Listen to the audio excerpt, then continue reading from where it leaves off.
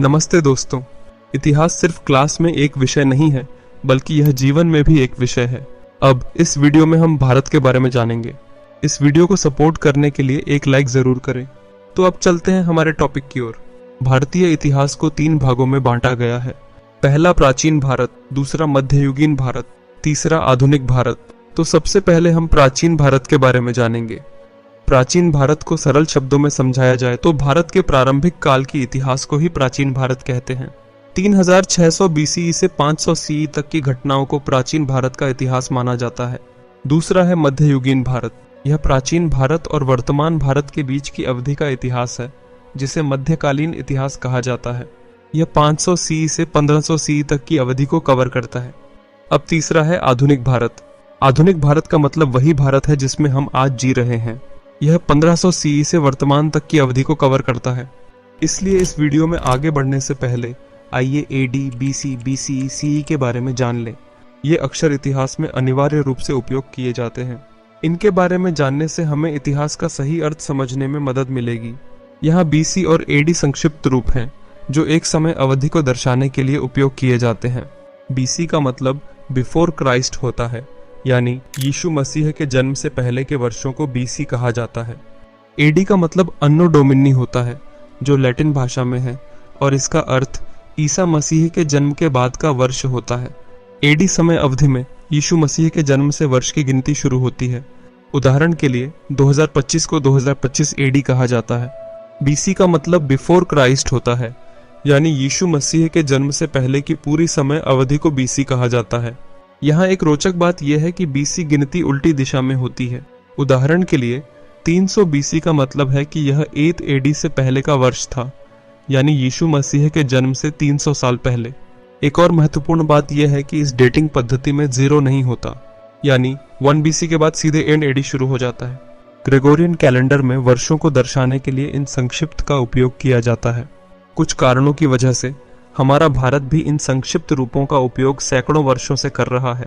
यीशु मसीह के जन्म के बाद वर्षों की गिनती 1, 2, 3, 4, 5 इस तरह बढ़ती है, और 2025 यानी वर्तमान वर्ष को एडी या सीई कहा जाता है। सीई का अर्थ कॉमन एरा होता है। इसी तरह यीशु मसीह के जन्म से पहले के वर्षों की गिनती उल्टी दिशा में होती है, यानी 1, 2, 3, 4, 5 इस क्रम में पीछे जाती है। इसे बीसी या बीसीई कहा जाता है। बीसीई का अर्थ बिफोर कॉमन एरा होता है। अब सवाल आता है कि जब एडी और सीई एक ही चीज हैं और बीसी और बीसीई भी एक ही चीज हैं, तो फिर 2 अलग अलग नाम क्यों?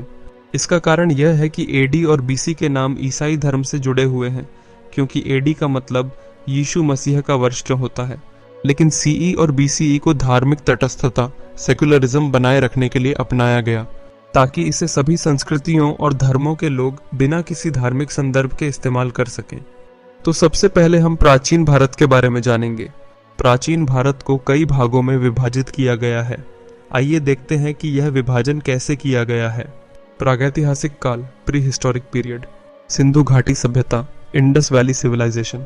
वैदिक काल, वैदिक पीरियड, प्राचीन भारत के राज्य और साम्राज्य, kingdoms and empires of ancient India. अब सबसे पहले प्रागैतिहासिक काल बारे में जानते हैं। प्री हिस्टोरिक पीरियड को 3 भागों में विभाजित किया गया है। प्रागैतिहासिक युग, प्री हिस्ट्री, प्रोटो ऐतिहासिक युग, प्रोटो हिस्ट्री, ऐतिहासिक युग, हिस्ट्री। प्री हिस्ट्री वह काल है जो लिखित इतिहास से पहले का है। इसे सरल शब्दों में समझें तो यह वह समय था जब समाज का विकास हो रहा था, लेकिन लोग अभी तक लेखन कला विकसित नहीं कर पाए थे, यानी यह वह इतिहास है जो लिखित रूप में उपलब्ध नहीं है। दूसरा है प्रोटो हिस्ट्री। यह वह अवधि है जो अलिखित इतिहास और लिखित इतिहास के बीच की कड़ी मानी जाती है, अर्थात यह वह समय था जब कुछ सभ्यताओं में लेखन प्रणाली थी, लेकिन वह पूरी तरह विकसित नहीं थी या अभी तक पूरी तरह समझी नहीं गई है। तीसरा है हिस्ट्री। यह वह समय है जिसके लिखित प्रमाण उपलब्ध हैं, यानी इस काल की जानकारी शिलालेखों, पांडुलिपियों और अन्य लिखित स्रोतों से मिलती है। जिस इतिहास के लिखित प्रमाण नहीं होते उसे प्री हिस्ट्री कहते हैं। जिस इतिहास के लिखित प्रमाण होते हैं उसे हिस्ट्री कहते हैं, और इन दोनों के बीच की अवधि को प्रोटो हिस्ट्री कहा जाता है। प्राचीन भारतीय इतिहास को प्रमाणित करने के लिए 2 सोर्सेज होते हैं। Non literary source, literary source. Non literary source वे होते हैं जिनमें लिखित जानकारी नहीं होती। इनमें प्राचीन वस्तुएं और पुरातात्विक अवशेष शामिल होते हैं। अब पहले नॉन लिटरेरी सोर्सेज में सिक्कों, कॉइन्स के बारे में जानते हैं।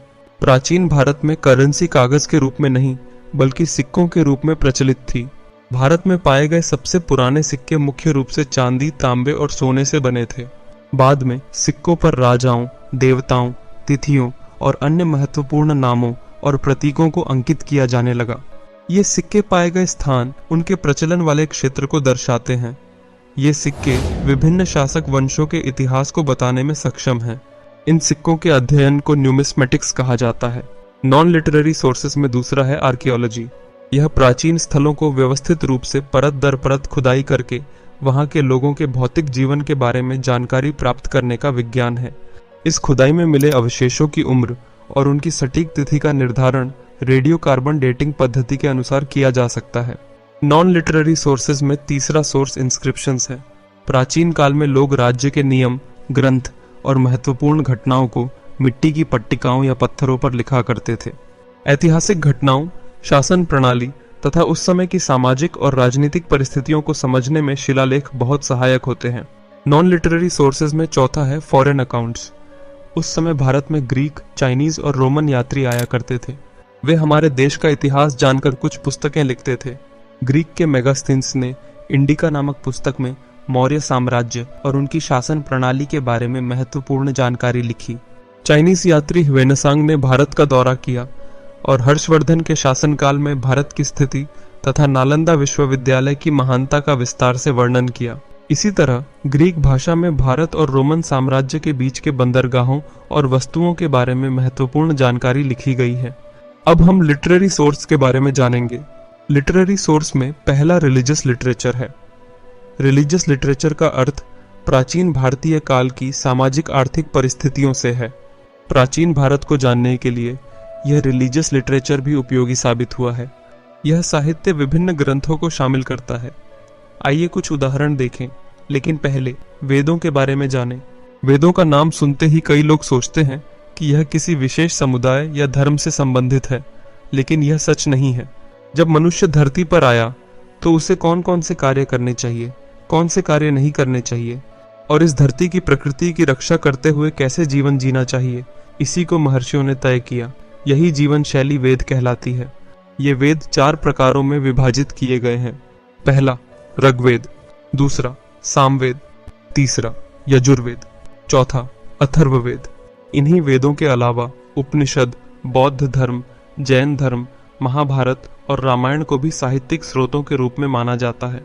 उस समय लोगों को उनके द्वारा इस्तेमाल किए जाने वाले हथियारों के आधार पर 3 भागों में बांटा गया था। पहला स्टोन एज, जिसमें उस समय के लोग सभी कार्यों के लिए पत्थरों का उपयोग करते थे। इसके बाद उन्होंने कांस्य, ब्रॉन्ज का उपयोग करना शुरू किया, इसलिए उस समय को ब्रॉन्ज एज कहा जाता है। इसके बाद तीसरा युग आयरन एज कहलाया, जब लोगों ने आयरन का उपयोग शुरू किया। स्टोन एज से लेकर आयरन एज तक मानव सभ्यता को विभिन्न कालखंडों में विभाजित किया गया है। पेलियोलिथिक पीरियड, इसे ओल्ड स्टोन एज कहा जाता है। मेसोलिथिक पीरियड, इसे लेट स्टोन एज कहा जाता है। नियोलिथिक पीरियड, इसे न्यू स्टोन एज कहा जाता है। चैल्कोलिथिक पीरियड, इस युग में लोग स्टोन एंड कॉपर दोनों का उपयोग करने लगे। आयरन एज, इस युग में लोग आयरन का उपयोग करने लगे। तो आइए पहले पेलियोलिथिक एज के बारे में जानें।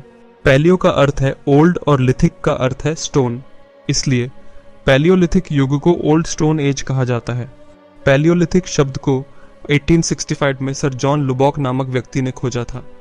पैलियोलिथिक काल में मनुष्य मुख्य रूप से जानवरों का शिकार करता था और भूमि पर उगने वाली फसलें, मूंगफली आदि एकत्रित करता था। वे अधिकतर मूंगफली और अन्य प्राकृतिक रूप से उगने वाली फसलों को एकत्रित करके जीवन यापन करते थे। उस समय पृथ्वी ज्यादातर बर्फ से ढकी रहती थी। विशेष रूप से उत्तर और दक्षिण भागों में पूरी तरह बर्फ ही होती थी। बाकी क्षेत्रों में ठंड थोड़ी कम होती थी और यही वे स्थान थे जहां ये लोग निवास करते थे। वे जानवरों को मारने के लिए पहाड़ों में पाई जाने वाली पत्थरों का उपयोग करते थे। उस समय उन्हें ज्यादा ज्ञान नहीं था, न तो घर बनाने की समझ थी और न ही उसमें रहने की अवधारणा थी। इसलिए ये लोग गुफाओं में रहते थे और ज्यादातर नदियों के किनारे रहना पसंद करते थे। इस पैलियोलिथिक युग को 3 भागों में विभाजित किया जा सकता है। लोअर पैलियोलिथिक, मिडिल पैलियोलिथिक, अपर पैलियोलिथिक। लोअर पैलियोलिथिक काल, इस समय पूरी दुनिया का अधिकांश भाग बर्फ से ढका हुआ था। इस काल के लोग पत्थरों को कुल्हाड़ियों के रूप में बनाकर पेड़ों को काटने के लिए उपयोग करते थे। अब आइए देखते हैं कि इस पैलियोलिथिक काल से संबंधित प्रमाण भारत में कहाँ पाए गए हैं। शिवालिक रेंज, सोन वैली, बेलन वैली, यह उत्तर प्रदेश के मिर्जापुर में स्थित है। बेलन वैली में पैलियोलिथिक काल से संबंधित मानव गुफाएं पाई गई हैं। कश्मीर में पहलगाम, मध्य प्रदेश में भीमबेटका। भीमबेटका नाम को विशेष रूप से याद रखें क्योंकि यह न केवल पैलियोलिथिक काल बल्कि सभी ऐतिहासिक कालों से संबंधित मानव अस्तित्व के प्रमाण प्रदान करता है। इसके बाद पैलियोलिथिक काल से संबंधित प्रमाण निम्नलिखित स्थानों पर भी पाए गए हैं। सिंहतलाव, राजस्थान, निवासा, महाराष्ट्र, हंसीगी, कर्नाटक, अतिरमपक्कम, तमिलनाडु। मिडिल पैलियोलिथिक, इस काल में लोगों ने हाथ की कुल्हाड़ी का उपयोग कम कर दिया। इसके बजाय वे पतले और हल्के उपकरणों का उपयोग करने लगे। अब देखते हैं कि इस काल से संबंधित प्रमाण कहाँ पाए गए हैं। मध्य पैलियोलिथिक काल से संबंधित प्रमाण निम्नलिखित स्थानों पर पाए गए हैं। Son valley, Rohri hills, Luni valley, Rajasthan. Narmada नदी क्षेत्र, भीमबेटका, तुंगभद्रा नदी घाटी क्षेत्र। इस काल में लोग पत्थरों को थोड़ा और तेज करके उपयोग करने लगे। वे मुख्य रूप से फ्लैग टूल्स का अधिक इस्तेमाल करते थे। वे एक पत्थर से दूसरे पत्थर को तेज बनाते थे। इसके अलावा ये लोग ब्लेड टूल्स का भी उपयोग करते थे। ब्लेड का अर्थ है जैसे आज हम जिस ब्लेड का उपयोग करते हैं वह दोनों तरफ से तेज होती है, उसी तरह ये लोग पत्थरों को दोनों तरफ से तेज करके उन्हें औजारों के रूप में इस्तेमाल करते थे। अपर पैलियोलिथिक, यह पैलियोलिथिक युग का अंतिम चरण था। इस काल के लोग पत्थरों को विकसित कर चुके थे और उन्हें अलग अलग आकारों में तेज बनाते थे। इसी ऊपरी पैलियोलिथिक काल में होमोसेपियंस से संबंधित प्रमाण मिले हैं। होमोसेपियंस का अर्थ है आज के आधुनिक मानव जो वर्तमान समय में जीवित हैं। अब देखते हैं कि अपर पैलियोलिथिक काल के लोगों के एविडेंस कहाँ मिले हैं। भीमबेटका, मध्य प्रदेश, आंध्र प्रदेश, कर्नाटक, महाराष्ट्र, गुजरात। जब अपर पैलियोलिथिक काल आया तब तक पृथ्वी से बर्फ पिघल चुकी थी और मौसम समान रूप से स्थिर हो गया था। मेसोलिथिक पीरियड, पैलियोलिथिक युग के बाद मेसोलिथिक युग आया। मेसोलिथिक शब्द ग्रीक भाषा से लिया गया है। मेसो का अर्थ है मिडल, लिथिक का अर्थ है स्टोन, इसीलिए मेसोलिथिक युग को मिडिल स्टोन एज कहा जाता है। मेसोलिथिक युग में बदलाव, इस युग में टेम्परेचर बढ़ गया और जलवायु गर्म हो गई। इसका परिणाम यह हुआ कि बर्फ पिघलने लगी जिससे पेड़ पौधों और जानवरों में बदलाव आया। मेसोलिथिक काल के लोगों का जीवन, इस समय के लोग छोटे झोपड़ों में रहने लगे। वे मुख्य रूप से मछली पकड़ने और फूड गैदरिंग पर निर्भर थे, लेकिन बाद में उन्होंने पालतू जानवरों को पालना शुरू किया। साथ ही उन्होंने पौधे उगाना भी शुरू किया जिससे कृषि की शुरुआत हुई। पहला पालतू जानवर कुत्ता, बाद में भेड़ और बकरियां भी पालतू बनाए गए जो इस युग के सबसे सामान्य पालतू जानवर थे। इस युग के लोगों ने जानवरों की खाल से बने कपड़े पहनना शुरू किया। ये लोग गुफाओं की दीवारों पर चित्र भी बनाते थे। नियोलिथिक पीरियड, मेसोलिथिक युग के बाद नियोलिथिक युग की शुरुआत हुई। नियो का अर्थ है न्यू, लिथिक का अर्थ है स्टोन, इसीलिए इसे नियोलिथिक कहा जाता है। मनुष्य के आर्थिक जीवन में बड़ा बदलाव इसी युग में आया। फूड गैदरिंग से फूड प्रोडक्शन की ओर परिवर्तन इसी काल में हुआ। औजारों और हथियारों में सुधार, इस युग के लोग पत्थरों को पॉलिश करके और भी तेज बनाते थे। इन्होंने बोन्स से बने वेपन्स का भी उपयोग करना शुरू किया। बाद में जब लोगों ने व्हील की खोज की तो उन्होंने मिट्टी के बर्तन बनाने के लिए कुम्हार के चाक का उपयोग करना शुरू किया। इसी युग में बोट निर्माण की शुरुआत हुई। बुनाई की प्रक्रिया भी यहीं से शुरू हुई। नियोलिथिक युग के लोग अधिक स्थायी जीवन व्यतीत करने लगे। तो चलिए देखते हैं कि इन नवपाषाण युगीन लोगों के जीवन के सबूत कहाँ मिले हैं। इलाहाबाद में कोल्डिहवा और महागरा में इन लोगों द्वारा बनाए गए पहाड़ियों के साथ साथ उनकी झोपड़ियों के प्रमाण मिले हैं। इसके बाद पाकिस्तान के मेहरगढ़ में सुखाई गई मिट्टी की ईंटें मिली हैं। इसके अलावा कश्मीर के बुरजहाम में भी कुछ वस्तुएं पाई गई हैं। इसके अलावा बिहार के चिरांद, कर्नाटक के ब्रह्मगिरी और बेलन घाटी में भी कुछ वस्तुएं खोजी गई हैं। इस चाल्कोलिथिक युग में लोग तांबे का अधिक उपयोग करते थे। हालांकि यह चाल्कोलिथिक काल सिंधु घाटी सभ्यता से जुड़ा हुआ था। सिंधु घाटी सभ्यता यानी सिंधु नदी की सभ्यता। इसी चाल्कोलिथिक काल में लोगों ने देवताओं की पूजा करना शुरू किया वे गाय, भेड़, बकरी, सुअर और हिरण का शिकार किया करते थे। हालांकि उस समय घोड़े थे या नहीं, इसका कोई ठोस प्रमाण अभी तक नहीं मिला है। वे गेहूं और धान का उत्पादन करते थे। साथ ही वे काले चने, हरे चने और रागी भी उगाते थे। जो लोग इस युग में पूर्वी क्षेत्रों में रहते थे, वे मछलियों और चावल पर निर्भर होकर जीवन व्यतीत करते थे। इस युग के लोग मिट्टी की ईंटों से बने घरों में रहते थे। यहीं से ग्राम व्यवस्था की शुरुआत हुई। चाल्कोलिथिक काल के लोग आभूषणों को बहुत पसंद करते थे। महिलाएं शंख और हड्डी से बने आभूषण पहनती थीं। अब देखते हैं कि इनसे जुड़े प्रमाण कहाँ कहाँ मिले हैं। राजस्थान में अहार और गिलुंड, महाराष्ट्र में दैमाबाद, मध्य प्रदेश में मालवा, कायथा, मध्य प्रदेश में नेवासा में इनका प्रमाण मिला है। अब हम प्री हिस्टोरिक खोजों के बारे में जानेंगे। ये बहुत ही महत्वपूर्ण है। सबसे पहले भीमबेटका में पेंटेड रॉक शेल्टर्स खोजे गए।